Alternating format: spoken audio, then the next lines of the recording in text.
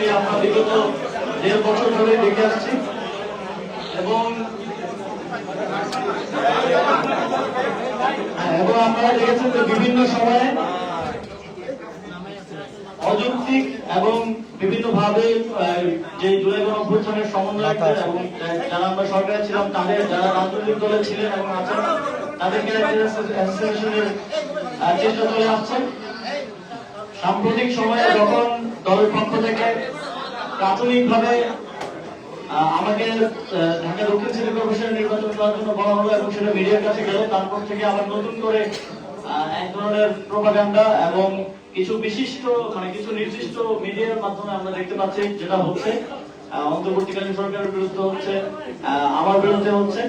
এবং গতকালকে আমি দেখলাম যে বাংলাদেশ ফাইন্যান্সিয়াল ইন্টেলিজেন্স ইউনিট আমার ব্যাংক হিসাবের তথ্য ব্যাংকগুলোর থেকে তলব করেছেন। আমি খুবই অবাক হলাম যে 56 জনের ব্যাংক হিসাবের তথ্য চাওয়া হয়েছিল এবং যে মেসেজটি ব্যাংকগুলোতে দেওয়া হয়েছে তথ্য চেয়ে, সেই মেসেজেই লেখা আছে যে এটা কনফিডেন্সিয়াল এবং কনফিডেন্সিয়ালি ডিএফআইইউ এর কাছে পাঠাতে হবে। কিন্তু ডিএফআইইউ এর যে অফিসিয়াল সাংবাদিকদের গ্রুপ, সেখানে তারা সেই কনফিডেন্সিয়াল ইনফরমেশনটা তারা নিজেরাই পাবলিক করলেন। আমি মনে করি একজন নাগরিক হিসেবে এটা একজন নাগরিকের প্রাইভেসি নষ্ট করা এবং এটা আপনারা যদি অনুসন্ধান করতে চান অনুসন্ধান করেন। আপনারা এটা আলাদাভাবে 56 জনের টাকা দিয়ে 55 জনের টাকা দিয়ে আবার আলাদাভাবে সাংবাদিকদের গ্রুপে দিয়ে প্রচার করতে বলাটা আপনাদের যে হীন উদ্দেশ্য সেটাকেই প্রকাশ করে। সুতরাং শুধু অনুসন্ধানের বাইরেও আপনাদের এক ধরনের ক্যারেক্টার যে উদ্দেশ্য আছে সেটা স্পষ্ট হয়। যাই হোক, আমি সেই জায়গা থেকে আমি মনে করলাম যে ইতিমধ্যেই আমি যখন সরকার থেকে পদত্যাগ করি তখন মন্ত্রিপরিষদ বিভাগের কাছে আমার আয় ও সম্পদের সম্পূর্ণ বিবরণী আমি পেশ করে এসেছি এবং তারপরেও যেহেতু আবার এগুলো নিয়ে কথা উঠলো এবং জল করার চেষ্টা করা হচ্ছে, তখন আমি মনে করলাম যে আমার ব্যাংক হিসাব এবং আমার পরিবারের সকলের ব্যাংক হিসাব জনগণের জন্য উন্মুক্ত করে দেওয়া প্রয়োজন, যাতে এই বিষয়গুলো নিয়ে কেউ কোনো ধরনের বিভ্রান্তি তৈরি করতে না পারে। আমি গতকালকে যদিও বলেছিলাম যে আমি আমার ব্যাংক অ্যাকাউন্টের স্টেটমেন্ট পাবলিশ করব, কিন্তু পরবর্তীতে ভাবলাম যে আমার পরিবারের সকলের ব্যাংক অ্যাকাউন্টের হিসাব সংযুক্ত করে, যাতে এই বিষয়গুলো নিয়ে আর কোনো প্রশ্ন অবশিষ্ট না থাকে। আমি একটু আমার ফ্যামিলির যেই ব্যাংক হিসাব গুলো আছে সেগুলোর একটু সামারি চাই, তারপর আমার ব্যাংক অ্যাকাউন্ট গুলোর ব্যাপারে ডিটেইলস দিব। এই সবগুলো স্টেটমেন্ট আপনাদেরকে আমাদের যে গ্রুপ আছে সেই গ্রুপের সফট কপি গুলো আপনাদেরকে সেখানে প্রোভাইড করা হবে, সেখানে আপনারা আরো বিস্তারিত দেখে নিতে পারবেন। এখন আমি সামারিলি বলছি, যেহেতু অনেকগুলো অ্যাকাউন্ট। আমার বাবার 5টা অ্যাকাউন্ট আছে, এর মধ্যে salary account, active account, savings account এবং কারেন্ট অ্যাকাউন্ট রয়েছে। তার মধ্যে 5টি অ্যাকাউন্ট মিলে মোট ক্রেডিট আছে 5,47,711 টাকা। কিন্তু আমার বাবার সার্ভিস লোন আছে, তিনি যেহেতু শিক্ষক, তিনি 10 লাখ টাকার একটা সার্ভিস লোন নিয়েছিলেন, যেটা প্রতি মাসে কেটে ওনার স্যালারি থেকে কেটে নেওয়া হয়। সার্ভিস লোন এখনো পেমেন্ট বাকি আছে 6,39,746 টাকা। সুতরাং যা ক্রেডিট আছে সেটা যদি বাদ দিয়ে আমরা, তাহলে তিনি এখনো 82,035 টাকার মতো দেনায় আছেন আর কি। আর আমার মায়ের একটা অ্যাকাউন্ট আছে, সেখানে 21,154 টাকা আছে।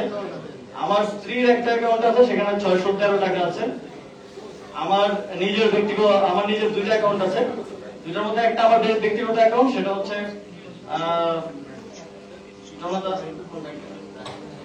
সোনালী ব্যাংকের, সেটাতে এটা আমার সেভিংস অ্যাকাউন্ট, এটাতে 9,930 টাকা আছে।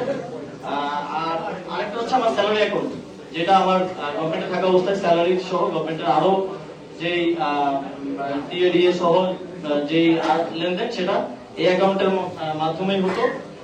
এই অ্যাকাউন্টে আমি একটু ডিটেলস বলে রেখে, আমি 16 মাস দায়িত্ব ছিলাম। 16 মাসের স্যালারি 1,65,000 করে গড়ে স্যালারি এবং ভাতা সহ এর আশেপাশে কম বেশি করেছিল।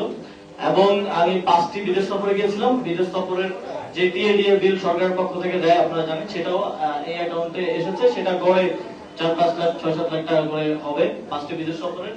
এর বাইরেও দেশের সরকার থেকে আরো বিভিন্ন খাতে বিভিন্ন যে ভাতা সব মিলিয়ে এই অ্যাকাউন্টে গত এই অ্যাকাউন্টে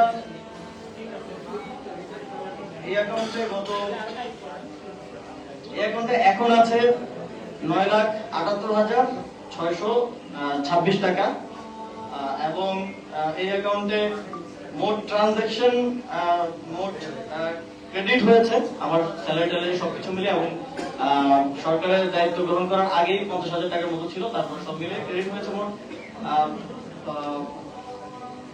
85,81,000 টাকা, আর ডেবিট হয়েছে 76,03,000 টাকা। এখন আছে 9,78,000 টাকা। মোট আমার দুটো অ্যাকাউন্ট মিলিয়ে মোট আছে হচ্ছে 9,78,556 টাকা। তো এই 85 লাখের মধ্যে আমি যেটা বললাম, স্যালারি আছে অলমোস্ট গড়ে যদি 1,65,000-70,000 করে ধরি তাহলে অলমোস্ট 25 লাখের মতো, 85 লাখের টোটাল ট্রানজাকশনের মধ্যে। আর 5টা বিদেশ সফরের প্রায় 35 থেকে 40 লাখ টাকার মতো হবে। আপনারা ডিটেইলসে যখন সফট কপি আমরা দেবো সেখানে দেখতে পাবেন।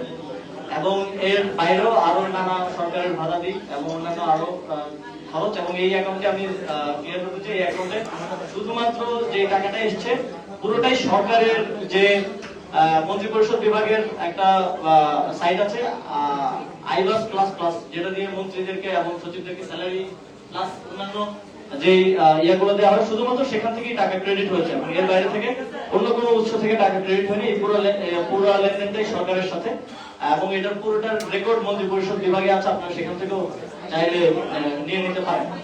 তো এটা হচ্ছে সামারিলি আমার মোট আমার এবং আমার পরিবারের মোট 9টা ব্যাংকের যে তথ্য আছে সেটার হিসাব। যদিও বাংলাদেশ ব্যাংকের বিএফআইইউ তারা শুধু আমার অ্যাকাউন্টের তথ্য চেয়েছে, আমি আমার পরিবারের অ্যাকাউন্টের তথ্য সহ দিলাম অধিকতর স্বচ্ছতার জন্য, এবং এই সবগুলো আমরা সফট কপি আপনাদেরকে প্রোভাইড করে দিব সামারি সহ, সেখান থেকে আপনারা ডিটেইলস জেনে নিতে পারবেন। তারপরে যদি কোনো কিছু নিয়ে সন্দেহ থাকে বা কোশ্চেন থাকে তাহলে সেটা আমাদেরকে করতে পারেন। আমাদের পার্টির যিনি মিডিয়া দেখেন, মিডিয়া টিম আছে, তাদের মাধ্যমে অথবা আমাকে সরাসরি আপনারা জানতে চাইতে পারেন। এই হিসাবটা দেওয়ার উদ্দেশ্য হচ্ছে আমরা একটা স্বচ্ছতা এবং জবাবদিহিতার মধ্য দিয়ে যখন দায়িত্ব ছিলাম তখনও কাজ করেছি এবং এখনো কাজ করছি, এবং সামনের দিনেও জাতীয় নাগরিক পার্টি স্বচ্ছতা এবং জবাবদিহিতাকে সর্বোচ্চ গুরুত্ব দিয়ে কাজ করবে, এটা আমাদের একটা অঙ্গীকার। সেই জায়গা থেকে এবং আমার কোনো কিছুই লুকানোর নেই, আমি আমার দায়িত্ব সর্বোচ্চ স্বচ্ছতা এবং জবাবদিহিতার সাথে পালন করেছি, এবং আমি দায়িত্ব ছাড়ার পরে 4 মাস হয়েছে। আপনারা অনেক সময় অনেক গুঞ্জন শুনেছেন, অনেক নিউজ দেখেছেন, অনেক নিউজ আমরা যখন যোগাযোগ করতাম হাউসে তখন তারা আমাদেরকে বলতো যে ভাই আমাদের কিছু করার নেই, আমাদেরকে তো লিখিত দিয়ে গেছে এটা ছাপানোর জন্য। আপনারাও হয়তো অনেক সময় এই বিষয়গুলোর অভিজ্ঞতা পেয়েছেন, এবং আপনারা দেখেছেন যে গতকালকেই আপনারা হয়তো জেনেছেন যে আমাদের জাতীয় নাগরিক পার্টির একজন সাবেক সদস্য গোলাম সালাউদ্দিন তানভীর, তাকে নিয়ে একটা 400 কোটি টাকার বিশাল ন্যারেটিভ এবং এক ধরনের প্রোপাগান্ডা করা হয়েছিল। দুদক তাকে নিয়ে অনুসন্ধান করেছে, দীর্ঘদিন অনুসন্ধান করে তাকে কিন্তু নিষ্পত্তি দিয়েছে, এবং সেটা এই সরকারের আমলে নিষ্পত্তি দিয়েছে। কিন্তু তার যে এবং আমাদের পার্টির যে এই সংশ্লিষ্ট নিউজ এবং প্রোপাগান্ডার কারণে এক ধরনের হেনস্থার শিকার, হ্যারাসমেন্টের শিকার হতে হলো এবং এক ধরনের ইমেজ নষ্ট হলো, এটার কোনো রিপেমেন্ট বা এই ধরনের কিছু নেই। আর আমার ক্ষেত্রেও ঠিক একই বিষয় ঘটেছে, এবং যারা বিগত সময়ে সরকারের দায়িত্বে থাকার কারণে বিভিন্ন দায়িত্ব পালনকালে নানাভাবে মরণপূর্ণ হয়েছেন, তারা এই চেষ্টাগুলো করছেন, এবং একটা গোষ্ঠী যারা আওয়ামী লীগ আমাদের গণঅভ্যুত্থানের কারণে দেশ থেকে পালিয়ে যেতে বাধ্য হয়েছে, তারা তো প্রতিনিয়ত লেগেই আছেন। তাদের বিভিন্ন পেজ আছে আপনারা জানেন, বিভিন্ন মিডিয়াতেও তাদের শেয়ার এখনো আছে, তাদের লোকেরা এখনো বসে আছে বিভিন্ন পর্যায়ে। তারা এই ধরনের সূত্রহীন, আমরা দেখি মাঝে মধ্যে যে নিউজগুলো হয় এগুলো ফ্যাক্ট চেকাররা মাঝে মধ্যে ফ্যাক্ট চেক করেন, বা অনেক ফ্যাক্ট চেকিং এজেন্সি আছে বাংলাদেশে, তারা লিখেন, এবং একজন ফ্যাক্ট চেকার এগুলো নিয়ে পোস্টও দিয়েছেন যে কতটা ভিত্তিহীন ভাবে এই অভিযোগগুলো করা হয়। একটা নিউজ দেখলাম যে কিছুদিন আগে $10 বিলিয়ন দুর্নীতির, প্রায় 1,20,000 কোটি টাকা, মানে এত অকাল্পনিক এবং অবাস্তব অভিযোগ দিয়ে জাস্ট ক্যারেক্টার অ্যাসাসিনেশন করা হয়, এবং যাদের কাছে কোনো ধরনের প্রমাণ নেই, কোনো ধরনের লিড নেই, তারা শুধুমাত্র এই অভিযোগ দেওয়ার মাধ্যমে এবং এটা বিভিন্ন প্ল্যাটফর্ম অ্যাডভান্টেজ তাদের দেওয়ার জন্য সেগুলোর মাধ্যমে প্রচারণার মাধ্যমে এক ধরনের ক্যারেক্টার অ্যাসাসিনেশন করার চেষ্টা করেন। এবং এটা শুধু আমি না, এটা জুলাই গণঅভ্যুত্থানের যারা অগ্রসারিতে ছিল সকলের বিরুদ্ধে এই ধরনের প্রচেষ্টাগুলো হয়। এই চেষ্টাগুলো হচ্ছে এবং সামনের দিনেও হবে আমি জানি। তবে আমার দিক থেকে আমার স্বচ্ছতা এবং জবাবদিহিতা আমি শতভাগ নিশ্চিত করার চেষ্টা করব এবং আপনাদের এ বিষয়ে যে কোনো প্রশ্ন থাকলে করতে পারবেন। আচ্ছা ভাই, হঠাৎ কেন আসলে আপনার বিরুদ্ধে এই অভিযোগগুলো আনা হচ্ছে? আপনি কি মনে করছেন শুধু কি সিটি কর্পোরেশন নির্বাচনে যে ইঙ্গিত দিয়েছেন? আপনার একটু পরিচয় দেন। আমি ইমরান ইসলামী কাজ করি। জি, আমি আপনারা দেখেছেন আমি পদত্যাগ করেছিলাম। পদত্যাগ করার আগে অনেকে সোশ্যাল মিডিয়ায় বিভিন্ন ভাবে বলছিল যে পদত্যাগ করার পর এটা হবে, এটা হবে, এটা হবে, এটা হবে। পদত্যাগ করার পর মানুষ আসলে দায়িত্ব গ্রহণ করে সকলের ভালোবাসা নেই, কিন্তু পদত্যাগ করার পর আমি দেখেছি যে অনেকেই পছন্দ করেছেন। আমার বিগত 1.5 বছর 16 মাস আমি দায়িত্ব পালন করেছিলাম, আমার কিছু সফলতা নিয়েও তারা কথা বলেছেন, কিন্তু সেই সময়টাতে এবং আজ পর্যন্ত এই বিষয়গুলো নিয়ে আলোচনা করেনি। ঠিক যখনই মিডিয়ার মাধ্যমে এবং নানাভাবে আমাদের পার্টির যে একটা প্রাথমিক সিদ্ধান্ত ঢাকা দক্ষিণ সিটি কর্পোরেশন আমাকে মেয়র প্রার্থী হওয়ার বিষয়ে, সেই সিদ্ধান্তটা যখন বাইরে গেল তখনই এই প্রোপাগান্ডাগুলো আবার নতুন করে শুরু হলো। আবার অনেকে এগুলোতে হাওয়া দেওয়া শুরু করলো এবং আপনাদের কিছু নির্দিষ্ট হাউস থেকে এবং কিছু নির্দিষ্ট মিডিয়া থেকে যাদের মালিক প্রশ্নবিদ্ধ, তাদের থেকে এই ধরনের চেষ্টাগুলো বেশি হচ্ছে। আমি খেয়াল করে দেখেছি যে যেই দায়িত্বশীল যে গণমাধ্যমগুলো আছে তারা কিন্তু এগুলো কভার করছে না, এবং কিছু যেই নির্দিষ্ট যাদের এজেন্ডাই এই গণঅভ্যুত্থানকে প্রশ্নবিদ্ধ করা, এই আইনসিপিকে প্রশ্নবিদ্ধ করা এবং নানা সময় তারা সেটা করে এসেছেন, এটা করা হচ্ছে। এবং আমরা দেখেছি যে গতকালকে যে ব্যাংক হিসাব তলব করা হয়েছে সেটা আমরা জানতে পেরেছি মোট 56 জনের ব্যাংক হিসাব তলব করা হয়েছে। সেখানে এই সরকারের আরো কয়েকজনের ব্যাংক হিসাব তলব করা হয়েছে, কিন্তু এককভাবে আমারটাই আলাদাভাবে তারা তাদের গ্রুপে দিয়ে প্রচার করতে বললেন। তারা যদি সত্যিকার অর্থে অনুসন্ধান করতে চান, অনুসন্ধানটা তারা করতে পারেন এবং সেটা আমাদের সামনে উন্মুক্ত করতে পারেন, কিন্তু ব্যাংক হিসাব তলবের জিনিসটা আলাদাভাবে নিউজ করতে বলা, গ্রুপে দেয়া, শুধু একজনেরটা দেয়া, এটা তাদের যে হীন উদ্দেশ্য ক্যারেক্টার অ্যাসাসিনেশন করা, সেটাকে স্পষ্ট করে। আর কোনো প্রশ্ন? হ্যাঁ আসিফ ভাই, আমি প্লিজ বলুন। আমরা হচ্ছে রাসেল ঢাকায় জাতীয় নাগরিক পার্টি এনসিপি এবং আপনাকে প্রশ্ন করার জন্য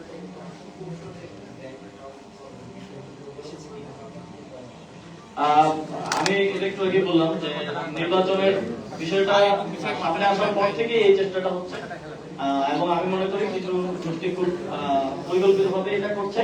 তো ব্যাংক অ্যাকাউন্ট তলব করে এক ধরনের রহস্য তৈরি করার চেষ্টা করছে, না জানি কি আছে ব্যাংক অ্যাকাউন্টে। সেজন্য আমি আজকের মধ্যেই 9টা ব্যাংকের স্টেটমেন্ট আমার পুরো ফ্যামিলির, আমি আজকে সারাদিন এটা কালেক্ট করেছি। আমার ফ্যামিলির লোকজন তারা নিজেরা গিয়ে কালেক্ট করে নিয়ে এসেছেন। আমি পুরো বাংলাদেশের জনগণের সামনে পরিষ্কার করে দিলাম, যাতে করে কোনো সন্দেহ না থাকে। আমার কাছে গুরুত্বপূর্ণ হচ্ছে আমার দেশের মানুষ, যাদের জন্য আমরা জুলাই গণঅভ্যুত্থান করেছি, যাদের জন্য আমরা দেশের জন্য কাজ করার জন্য রাজনীতিতে জড়িয়েছি, তাদের কাছে পরিষ্কার থাকা। কোন রাজনৈতিক উদ্দেশ্য প্রণোদিত ভাবে কিংবা কোন মিডিয়া বা কোন এস্টাবলিশমেন্ট কি করছে, তাদের কাছে পরিষ্কার হওয়ার থেকে আমার কাছে বেশি গুরুত্বপূর্ণ আমার মানুষের কাছে ক্লিয়ার থাকা, এবং বাংলাদেশের মানুষ এগুলো খুব ভালো করে জানে যে কিভাবে ন্যারেটিভ বিল্ডিং করা হয় বাংলাদেশে।